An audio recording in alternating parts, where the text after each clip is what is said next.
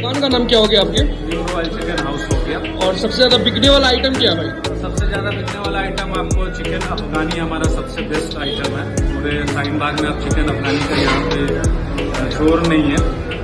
ये हम नहीं, हमारे कस्टमर्स का रिव्यू है। आप गूगल पे भी रिव्यू हमारा चेक कर सकते हैं रॉयल चिकन हाउस के नाम से। तो अफगानी चिकन हमारा सबसे बेस्ट आइटम है, बहुत अच्छा सेलिंग आइटम भी है वो। और मलाई टिक्का और बाकी आइटम भी सारे नॉर्मल आइटम है हमारे लिए। जो सबसे अच्छा है रोस्टेड आप खा सकते हैं, चिकन फ्राई है, चिकन लॉलीपॉप है, चिकन अफगानी